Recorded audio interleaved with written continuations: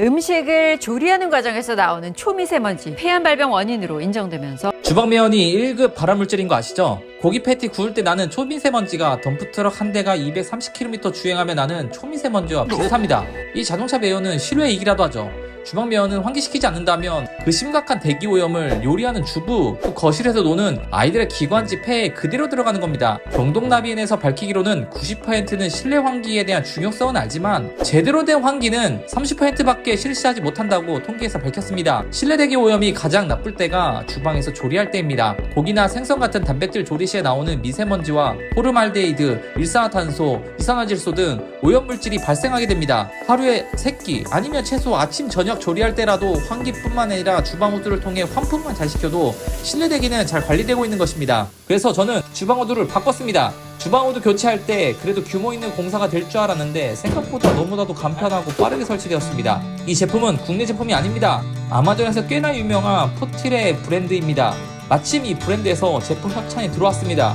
그래서 저는 꼭 이 제품을 추천할 뿐만 아니라 제가 주방 후드를 교체하기 위해서 이것저것 많이 알아봤고 공부했습니다. 주방 후드는 무엇이 중요하고 어떤 것들이 좋은 건지 이 공부한 것들 함께 나누도록 하겠습니다.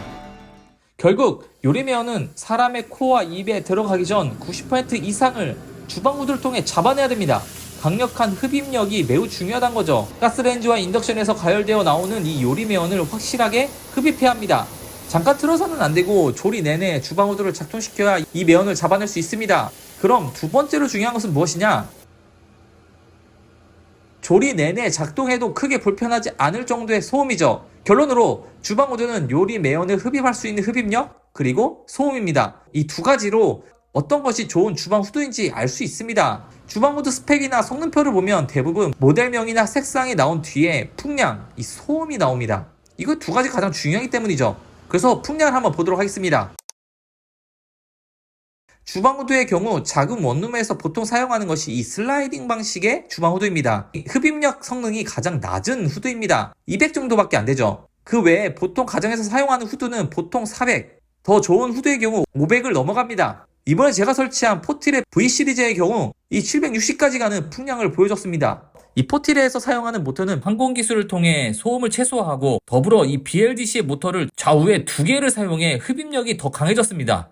이건 기존에 제가 사용했던 주방 후드입니다. 스펙상 풍량이 540 정도 됩니다. 생선을 구우며 뚜껑으로 연기를 모았다 분출해 보았습니다. 연기가 후드를 지나 위로 올라가는 거 보이시나요? 이번에는 포티레 제품이며 동일한 조건으로 연기를 분출했습니다. 거의 빠짐없이 연기를 흡입하는 모습을 볼 수 있습니다. 이번에는 눈에 더 잘 보이는 드라이 아이스로 해봤습니다. 기본적으로 드라이 아이스는 수증기나 유증기와 달리 공기보다 많이 무겁기에 기본적으로 아래로 깔리는 성향이 있습니다. 그래서 기존에 사용하던 주방 후드의 경우 필터 바로 아래로 붙여야 드라이 아이스 연기를 흡입했습니다.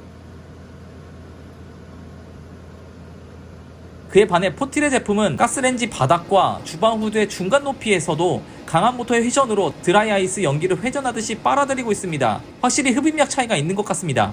그리고 그 다음으로 중요한 소음.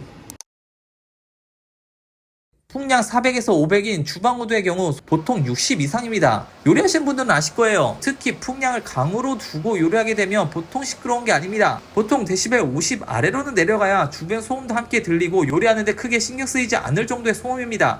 포티레 V 시리즈의 경우 50도 안 되는 46 수준의 데시벨로 조용한 도서관 소음 수준입니다. 다른 후드에 비해 풍량은 강한데 적은 소음까지 보여주고 있습니다. 사용감이 아주 좋았습니다. 주방 후드가 유일하게 관리할 것은 필터입니다. 대부분의 요리가 물을 끓이는 수증기 또는 기름을 튀기는 유증기입니다. 그러다 보니 습기에 기름까지 주방 후드를 깨끗하게 관리하는 게 쉽지 않습니다. 한 달만 사용해도 필터에 온갖 기름이 끼고 대부분의 주방 후드 필터는 이 촘촘한 그물망 형태입니다. 그리고 알루미늄 재질이죠. 많은 분들이 과탄산소다로 이 필터 청소하는데 그럴 경우 알루미늄이 손상됩니다. 따뜻한 물로 불린 다음에 중성세대로 씻겨내야 됩니다. 포티레 V 시리즈의 경우 세척하기 편한 스텐 재질입니다. 그리고 촘촘한 어떤 그물망 형태가 아니라 구조물이 커서 손으로 직접 씻어내기도 편하고 이렇게 접을 수 있어 식기세척기에 들어가서 관리면에서 너무 편리합니다. 이번 좋은 기회로 주방 후드를 바꿔 사용해보니 너무 좋았습니다. 기존에 빌트인 되어 있는 주방 후드만 사용할 때는 특별히 연기가 많이 날 때만 사용하던 주방 후드였습니다. 그러나 요리 매연에 대한 심각성, 실내 대기질에 대한 실체가 점점 드러나면서 주방 후드에 대한 중요성이 매우 올라가고 있죠.